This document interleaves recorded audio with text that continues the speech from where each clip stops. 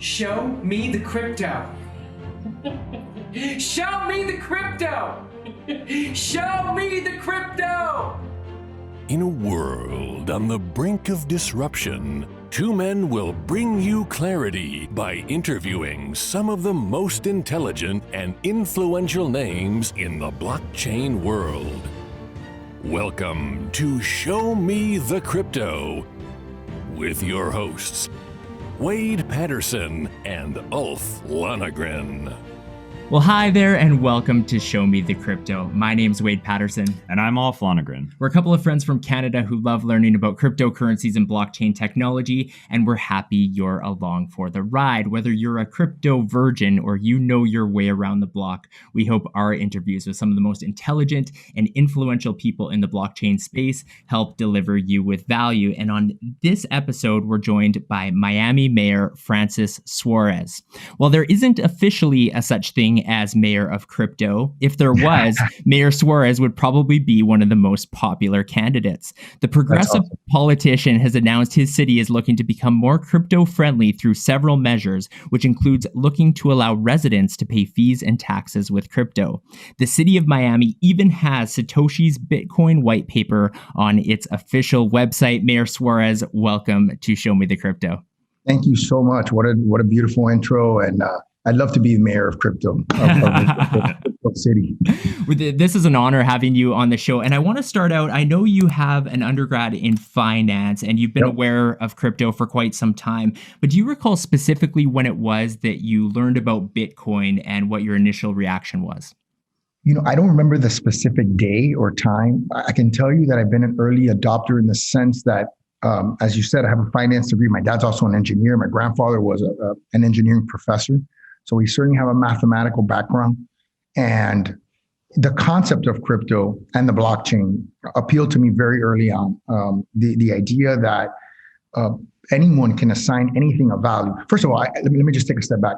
I start by acknowledging we are already on digital currencies. So this concept of that the blockchain is something and that crypto is something particularly novel is really not true. If you really look at right now, you want to see what's in your bank account. You're not going to walk to a bank and the bank teller is going to tell you, wait a second, there's a little vault with your cash in it. You know what I mean? And no, what you're going to do is you're going to open your laptop, you're going to log onto your account, and you're going to see numbers, which are a digital representation of what cash you have in your account. So the concept of digital money is not new. It's not particularly novel. What I think was novel about Bitcoin is the fact that it was untethered to a central bank, right? The fact that it cannot be manipulated, if you will, by some sort of a central authority. That's an interesting concept. It's requires a lot of conversation. And I think that's one that I think for me is fascinated me about it.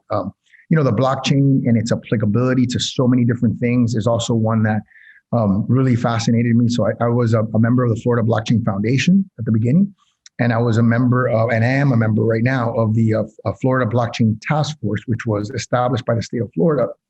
The governor and the CFO, the chief financial officer, I was actually the CFO's appointee, and I'm his appointee to that committee. So my connection to these kinds of to crypto and blockchain dates back. It got significantly stronger and bigger, I would say, in the last 3 months, without a doubt, but it dates back a couple of years. And can you tell us a bit about those committees? Like what is the actual purpose of that committee? So the Blockchain Foundation, I think, is really more about just highlighting blockchain, its functionality and its applicability. As an association of people, right?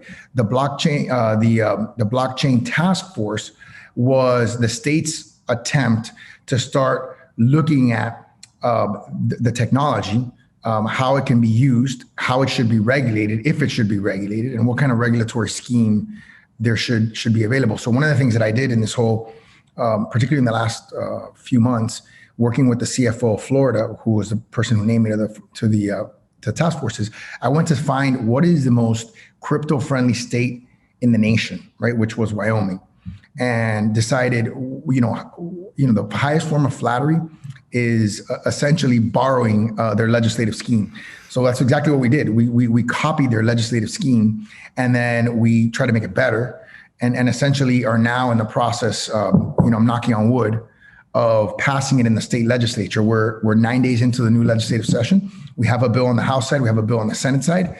And my hope is that at the end of the session, which ends at the end of April, we'll have crypto legislation that makes us more of the, if not the most crypto-friendly state in the nation, one of the most crypto-friendly states. So that's an ongoing effort. And that's part of what the task force was designed to do. Awesome. Before we get into too much crypto, just a little bit about your history for our listeners. Can you tell us just how you sort of got into politics to begin with, and what brought you to where you are today? Thank you. My dad was the first Cuban mayor of Miami, so I had a father in politics. I didn't really necessarily grow up wanting to be a politician per se. I want to say backed into it, but my dad always wanted me to run when I was very young, when I was like 20 years old. And I always said, no, it wasn't the right time. I didn't feel like I was ready. I wasn't sure I wanted to do that. I had seen the sort of ups and downs of politics. By the time I became 30, I was married, I bought a house, I had a small business. And I realized that government impacts everything that we do. And so you can either complain about it or you can be part of the process to make it better. And so I chose, I'm a very positive person. I don't like the negative side of things. So I decided I wanted to become a part of it to try to make it the best that it can be. And I ran for office in 2009, and I barely won. I won by 262 votes. So I often tell people if 131 people would have changed their mind, we may not be having this conversation. And so that was a really big lesson for me. I went door to door. So I did it in a very grassroots way, which was awesome because I got to understand how to sell people on the vision. I had to understand rejection. I got to understand the neighborhoods at a very intimate level. And the concept that my neighbors, my residents are my bosses, not the other way around. In government, there's this notion that, you're the mayor, so you're the boss. No, it's the opposite. You're the servant in chief. They're your bosses. You're the one that's supposed to solve things for your bosses and try to make things better and easier for your bosses. So we have, unfortunately, in politics, this inverted notion that a public official is the boss, like the mayor's the boss, the governor's the boss, the president's the boss. No, that's not true. It's the exact opposite.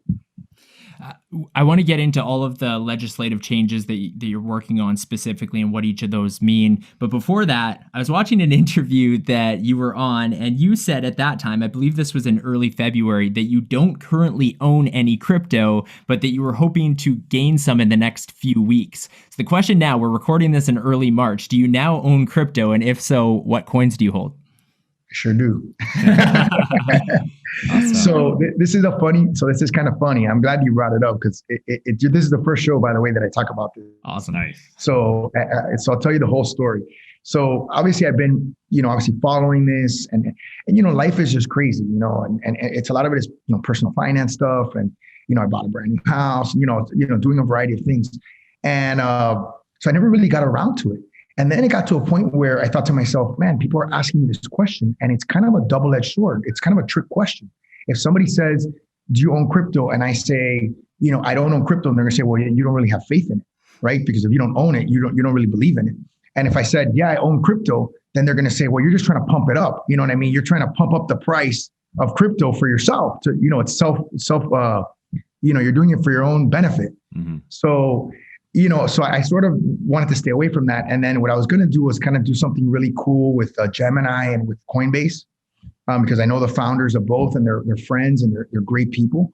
And then I decided, you know what? I'll tell you what the moment was. The minute the Senate passed the $1.9 trillion spending bill, the minute that happened, literally that minute, I said, I'm not waiting a second longer. Wow. Like, that's it. I literally went, I tucked myself away. I opened up a Coinbase and a Gemini account because, again, I wanted to spread the wealth to two friends who I think are really, some of the leaders in this industry. And I ended up buying crypto, both Bitcoin and Ethereum. Awesome. So I bought crypto. I thought about Litecoin. I thought just to mess around about getting some Dogecoin or whatever. But the only other one that interested me right now was Litecoin. I'm still, look, I consider myself someone who, as a public official, is probably one of the most knowledgeable public officials on crypto. And yet there's a lot to learn. You know what I mean? I think there's a lot to learn. I think part of the crypto and NFT journey is going to be about separating fact from fiction, right? And I think, one of the reasons why Bitcoin is doing so well is because right now it is the brand, right? And so, people like the brand, they know the brand, they have confidence in the brand, and they're building around that brand. So, a lot of people say, well, crypto is the MySpace, and eventually there'll be a Facebook and a Twitter and maybe that's true, but right now, what I see happening is an infrastructure being built around Bitcoin because it has emerged. It has a very strong brand, and what any cryptocurrency is doing, it's not easy, guys. You know what I mean? It's really not easy. I mean, you're going from a concept that was developed by anonymous people and a variety of people working together to, a torturous journey to mainstream, right? It's a torturous journey, and it could have been killed and could have died on a, variety of different moments, and it hasn't. So that is just hard to replicate. I mean, I think at the end of the day, transactional speed will be important, transactional cost will be important, and of course, the environmental impact of hashing will be very important. So those are the things that I think are all going to be. I personally believe they're all going to be solved. Mm-hmm. It's just about how are they solved, when are they solved, and what currency emerges out of that. Yeah, no doubt it will take a while to overcome those challenges, but I agree that they'll get solved eventually. I'll tell you this: there's major investment right now going into solving this problem, and I'm talking a major investment. Yeah. So I can tell you that for your listeners, so, to give them a little comfort. Yeah. Wade touched on a couple of highlights in the bio, but do you mind explaining specifically to our listeners all of the steps you're taking to make Miami more crypto friendly? Yeah. So of course, aside from the state legislation that I talked about, at the city level, we passed a resolution which got a tremendous amount of traction, and it was amazing because I told the person who runs my social media, I said, look, this is gonna go viral, So we passed at the commission meeting a resolution that allows us to do three things. One is hire a third-party vendor to pay our employees a percentage of their whatever percentage they want in crypto, in Bitcoin particularly. Number two, allow for our taxes and potentially taxes and fees to be paid in crypto. So if somebody wants to build a building and they want to pay a permit fee or an impact fee, they can come in and pay it in Bitcoin. Obviously, the third party will exchange it and give us dollars. And then because we're not there yet at the point where where governments are actually holding cryptocurrency. And then number three is looking at it, holding it as an asset. It's funny since people, when the dip happened, right, a couple of weeks ago, people were like, oh, look, it's volatile and this, and look, I go, yeah, well, you know what? When I said it, it was at 32. So, now it's at 55, 56. So it is almost up 100% from when I said it, and I said it, a month ago. Mm-hmm. So, it's crazy, and people, did it take a dip? Yeah, it went from 52, 55 down to 42. Yes, it did lose half of its value. And look, it might happen again. I mean, anything is possible. There's going to be volatility until there's enough adoption where one person saying something doesn't move the market, or one big trade doesn't move the market, and we're not there yet. I mean, but we're it's, and I say we, as if but as the mayor of crypto, right? But we're heading in that direction without a doubt. There's no doubt that that's happening. It's clear that you have a lot of supporters in the crypto community, but I'm just wondering, have you gotten any negative feedback at all from residents or anything like that? Like when you start talking about putting funds in the Treasury into Bitcoin, any negative reaction? I haven't gotten it from residents. Yeah. I mean, I've been very blessed. I feel like my residents have a lot of faith in me. And I've even had commissioners say, listen, I don't know what you're doing, but we support you. Yeah. And I did have one commissioner vote against it. And look, he was nice about it. He said, look, he obviously looks at, look, you can look at anything and you can look at all the positive aspects of things, or you can look at the negative things. And there are things that people criticize about it that are concerns, right? Obviously the concern is, well, what is it going to do to the US dollar? Other concerns are, the dollar, a fiat currency that's controlled by government, is an instrument of policy. So the fact that there is a $1.9 trillion spending plan, that's an instrument of policy. That's because we're in a crisis. We have a pandemic and we need to be able to help people. So, I think that, there are concerns on that front. I've gotten probably more of the attacks, if you will, have been on when I do interviews, like I did Axios, HBO Axios, and I, had to sort of duke it out with the moderator. And even sometimes I've done Fox Business, and I've said things like, look, with a finite currency, there's only one way it can go, is up. And he's like, oh, you can't just say there's only one way to go. And I go, well, kind of how I feel, what do you want me to tell you? Yeah. When it comes to employees and their option to be paid in Bitcoin, as you said, do you have any sort of finger on the pulse of what percentage of employees would actually be interested in doing that?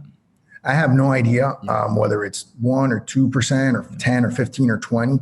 What I do know is that the highest paid football player in the NFL this year is not going to be the best football player in the NFL. It's going to be someone that asked for their contract to be 50% paid in Bitcoin. So that I do know. And I think that if it's good enough for the NFL, it's certainly good enough for our employees. And look, again, it's a personal decision. I'm not putting pressure on them. There's no obligation.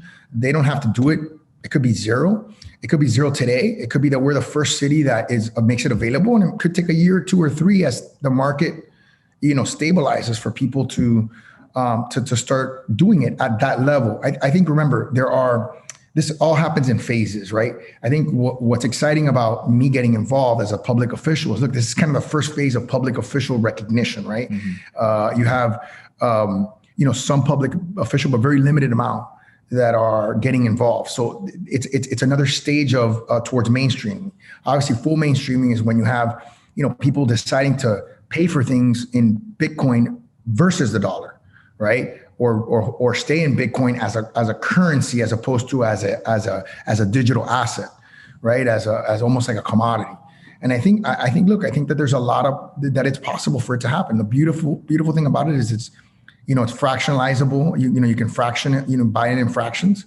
So there's no real limit. I know that we talk a lot about the $21 million or the 21 million Bitcoin limitation, but you can buy it and sell it in fractions. So there's no real limit.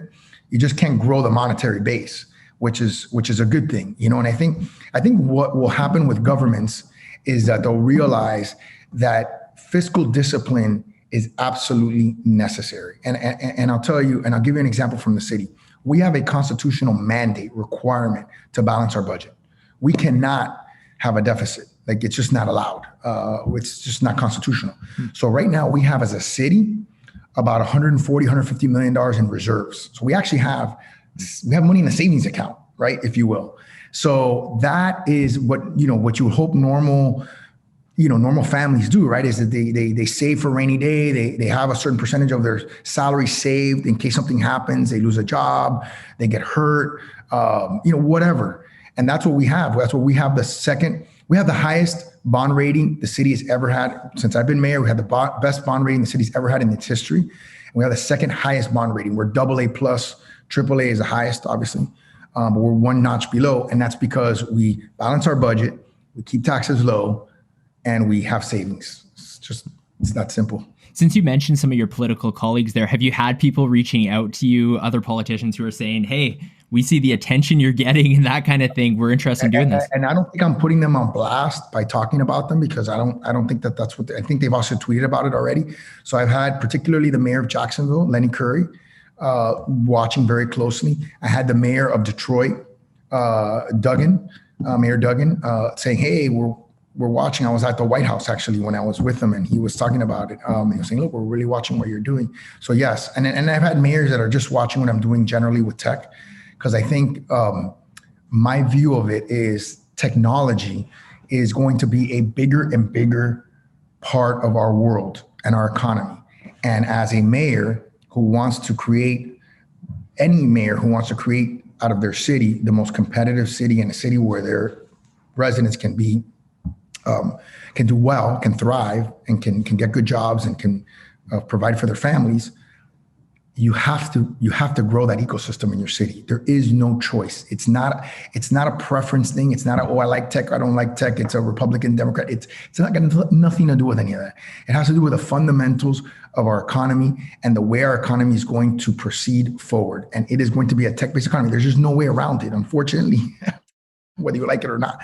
So that light bulb went off in my head, and it's just very clear to me. So I don't know if it's because I'm young, I'm 43, I don't know why it is that I feel that way, but it's just, to me, it's clear.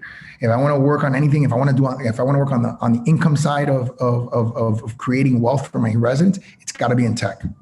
I read an article that had to do with the fact that Florida has pretty strict rules when it comes to local governments investing surplus funds. So is that kind of the most difficult of these three things you mentioned? Is like, how are you going to do that, I guess, or is there a path? That is the most difficult, without a doubt. And so I think the path is, again, I'm on that blockchain foundation. So it's demystifying, again, this is the process of mainstreaming, is a process of demystification. And obviously, as crypto continues to perform better, in my opinion, versus the US dollar, as this spending occurs, this $1.9 trillion spending plan occurs, I think it will become more and more mainstream, right? And as that happens, it won't be like, surplus dollars being invested. It'd be like, why didn't you invest, right? If we would have invested when the mayors, that's the beauty of my comments. They're all timestamped, right? Like when I said it's public. You can go back to the record and say, hey, he said it on such and such a day. And you can look at the price of Bitcoin on that day. Yeah. It's that simple. So if it's at 55, I don't even know what it's at right now, and it was at 32 then, can you check what it was at when I said it? I think it was like at 32. That was my remembrance. It was in the 30s. Mm-hmm. So I mean, it's almost 100% up. Mm-hmm. From when I said it. And that was only like 3 or 4 weeks ago. Ulf, do you realize that our audience has either been watching or listening to this episode for 20 minutes? 20 minutes? They should probably subscribe. Yeah, they should subscribe, and they should like and comment and hit that notifications bell. Oh, and did you tell them about the NFTs? That's right. We have our own NFT for our OG supporters. This is a way you can support our show, help us bring you continual great content. Information on that is below. So as part of the goal here to make your city just, I guess, desirable to blockchain companies, what are you doing to enable those blockchain companies to come? And do you almost want to see sort of a movement from maybe the traditional, like the Silicon Valley, now that we have this blockchain, which is a Web 3.0, all sorts of possibilities there, and Miami to be the new hub for those businesses? That's exactly what I want. The beauty of tech is that it always changes. And the winners are never the same winners as yesterday. So it's a tremendous opportunity for a city that identifies the opportunity and that dives into it. And so, for example, that's why I'm being so progressive on crypto, because I feel like this is a huge market or sub-market that we could dominate just by the way, like you said, putting Satoshi's white paper on, being the most crypto-friendly city. People get inspired by that. They're like, we want to go there. That this is the center of the universe. This is the crypto mayor. Those things matter to people. Telling somebody to F off as a government official, it matters. It made the richest person leave, Silicon Valley and go to Texas, of all places. So those things matter. They're emotional. They're qualitative. They're not quantitative, but they matter. And I think, like, for example, being a mining hub, I think Miami could be a mining hub, and a environmentally sensitive mining hub, a clean energy mining hub. Mm-hmm. And we have to start in the US particularly, really needs to get in the mining game, because it's being dominated by Russia and China, and there's no reason why it should be. And I think it's going to happen. I just think for whatever reason, we were late to the party. You know what I mean? We just didn't, see it for some reason. So, and I think a lot of it is our IP guys got into, the market making of it and other aspects of it, not so much mining, right? Which I think is incredibly important for transactional volume, for speed, for cost, for everything to keep the network going. Historically, if you look at Bitcoin's major run-ups and the subsequent crashes that have happened, which have typically been around a 4-year cycle or so, critics may say that, what happens if there's another crash like we saw after 2017 leading into 2018. Let's say Miami is able to invest part of their funds into a treasury, and there was a crash that was significant, and the value did drop. How do you handle that? And is that the risk you take, and that's fine? Yeah, I mean, what if we have a percentage of our $150 million in cash, and all of a sudden there's hyperinflation and the value of the dollar drops, and the purchasing power of the $150 million becomes 80 million or 70 million? It's the same phenomenon. If you think about it, you're just trading one risk profile for another risk profile. Whenever you're investing, you're making a bet, right, on a particular thing, whatever it is. So right now, because we're not invested in crypto, we're only in dollars, we're betting essentially that the US dollar is going to maintain its value. Is that a safe bet when we're printing $1.9 trillion of new money? I mean, is that really a safe bet? I mean, that's not what motivated me to open up a Gemini account as a person and a Coinbase account, and I think, again, there are definitely skeptics. I'm not going to tell you they're not, and I'm not going to tell you that they don't have some validity to their skepticism. I've talked to high-ranking people from law enforcement to high-ranking bankers, and they're very skeptical, some of them. And I think part of it is generational. They just don't see it. They can't see it. And they're probably, part of it is self-preservation, right? I mean, they're running these institutions whose very existence depends on the success of the models that they've always been running. When you hear like the Treasury Secretary say some of the things that the Treasury Secretary says, which seem a little bit gratuitous, right? And a little bit uninformed from what I've been told and the research that I've read, it makes you wonder, like, why is this happening? So I think there's definitely people that want to see the status quo prevail, in terms of central bank control of a fiat currency, whether it's digital or not, and the ability to maintain what they would consider a homeostasis, like in terms of there not being hyperinflation, there not being depression in terms of growth, and trying to keep the economy kind of chugging along and using the money supply as a lever in that. I think the U.S. by and large has done that somewhat successfully. I mean, there hasn't really been hyperinflation. There hasn't been depressed growth too much. But the question is that necessary? And is it even good? And does it also, is it because the U.S. is so powerful and everybody relies on our economy to get going that it works? I mean, if we were in some sort of a decentralized, or even the U.S. would have to be off of a decentralized, spending and borrowing off of a decentralized platform, it would require them, I think, to be more disciplined. I don't think that's a bad thing. Balancing your budget is not a bad thing. You know what I mean? If you want to wage war and you want to borrow money, you can borrow money. That's fine, if that's absolutely necessary. But I think it would also make it harder to wage war, which is not a bad thing either. You know what I mean? We don't necessarily want people waging war because they can. You know what I mean? We want it to be an absolute last resort. Yeah. Mayor Suarez, this has been a pleasure talking to you. We like to end every episode of Show Me the Crypto with 3 quick questions, which is a segment we called You Had Me at Crypto. So I'm just going to ask you those questions. All right. Question 1. Who is your favorite person to follow in the crypto space? Oh, you're going to get me in trouble on this one. Pomp is awesome. The Winklevoss twins and Brian, they're all my good friends. So awesome. That's fair.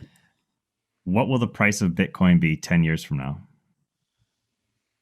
The price of Bitcoin 10 years from now, assuming it survives all of the attacks that will inevitably come, I think it could easily be one Bitcoin. It could easily be $1 million.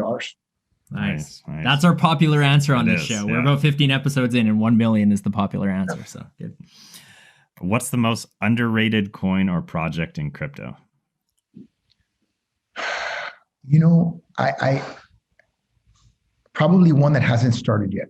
You know what I mean? Because I think we're still in an experimental phase, and like I said, in a path to mainstream. Once it gets mainstreamed, then that's when the real innovation will happen, right? That's when people will start to say, okay, what are and what's great about the open code and the ability to change the code is that Bitcoin can evolve. Like there's all this notion, well, it's just a 1.0 of anything, but it's really not 1.0. There's multiple versions already, and it can change. So it'll be interesting to see whether it continues to change from within, or whether something else comes in and says, look, we can just do this so much better. We've learned all these lessons, and we just came with a huge improvement. So that, I think, will determine the answer to that question. Awesome. Well, thank you so much, Mayor Suarez, for taking the time to chat to Alf and I on this episode. Awesome, guys. Thank you. Enjoyed it very much. Thank you for listening to Show Me the Crypto. Please make sure to subscribe as well as rate and review this podcast.